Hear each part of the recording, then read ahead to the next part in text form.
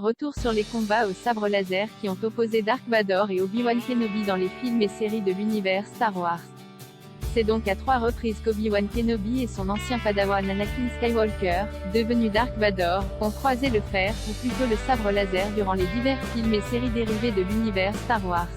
3 combats au total donc, que nous avons classés selon l'ordre chronologique de la timeline Star Wars, qui ont vu le chevalier Jedi triompher à 2 reprises, avant que le Seigneur Noir ne prenne une revanche définitive contre son ancien maître. Le premier combat, la revanche des Sith. Le premier affrontement des 2 personnages a eu lieu à la fin du film La Revanche des Sith, épisode 3, sur la planète Mustafar. Peu avant, Obi-Wan Kenobi a découvert qu'Anakin, passé du côté obscur, a pris part à l'exécution de chevaliers Jedi, ainsi qu'au massacre des jeunes Padawans, sur ordre de son nouveau maître Darth Sidious, alias l'empereur Palpatine. Embarqué secrètement dans la navette de Padmé Amidala, parti rejoindre Anakin pour tenter de le ramener à la raison, le Jedi n'a toutefois pas pu empêcher son ancien élève d'utiliser ses pouvoirs contre la jeune sénatrice, qui succombera peu après à ses blessures en donnant néanmoins naissance à ses jumeaux, Luke et Leia. Confronté à l'extrémisme d'Anakin, dont les propos laissent éclater au grand jour sa colère et son ressentiment à l'encontre des Jedi, Obi-Wan Kenobi n'a donc pas d'autre choix que de dégainer son sabre laser et d'affronter celui qui se fait désormais appeler Dark Vador.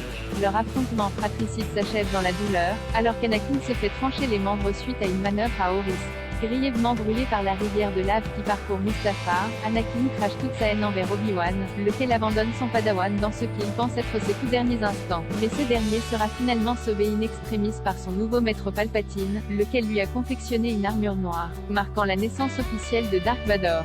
La guerre des clones cesse donc achevée par la victoire éclatante de l'armée impériale sur l'ennemi séparatiste, mais également par la purge Jedi ayant obligé les rares survivants à s'exiler dans les coins les plus reculés de la galaxie. Obi-Wan Kenobi a choisi de se retrancher sur Tatooine, adoptant à cette occasion le surnom de Ben pour se livrer à une ultime mission, assurer la protection, puis la formation Jedi une fois le temps venu, de Luke Skywalker.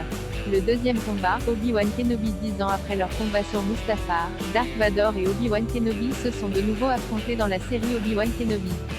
Chamboulé par la nouvelle que son ancien padawan n'a finalement pas succombé à ses terribles blessures, le chevalier Jedi a mis de côté son exil pour porter secours à Leia, capturée par l'inquisitrice Reva, puis pour faire face aux conséquences de son passé de chevalier Jedi. Annoncé comme le match retour du siècle par la présidente de Lucasfilm Kathleen Kennedy, la nouvelle confrontation des 2 personnages a eu lieu dans l'épisode final de la mini-série. À bord d'une navette, Obi-Wan Kenobi invite Dark Vador à le suivre sur une planète isolée, créant par ce biais une diversion pour permettre à ses alliés rebelles d'échapper aux troupes impériales et aux croiseurs interstellaires lancés à leur poursuite. Aveuglé par sa haine, Vador ordonne à ses troupes de ne pas intervenir dans son nouveau combat face à Kenobi. Dans un premier temps, le Seigneur Noir prend un avantage certain sur son adversaire, qui semble avoir oublié la maîtrise de la force. Le combat semble alors trouver une issue dramatique quand Kenobi est enterré sous un amas de rochers projetés par les pouvoirs de Vador, mais le Jedi parvient finalement à se remettre sur pied, pour jaillir sabre laser au poing et détruire le masque de son ennemi. Pour la première fois depuis 10 ans, ou 10 ans si l'on compte la sortie du film La Revanche des Sith, Obi-Wan scrute le visage de son ancien padawan Anakin Skywalker, définitivement corrompu par le côté obscur de la Force. À nouveau, le Jedi se répugne à achever son adversaire, et l'abandonne grièvement blessé. Il est à nouveau sauvé de justesse par Palpatine. Le troisième combat, un nouvel espoir vient ensuite. L'ultime combat opposant Obi-Wan Kenobi à Dark Vador.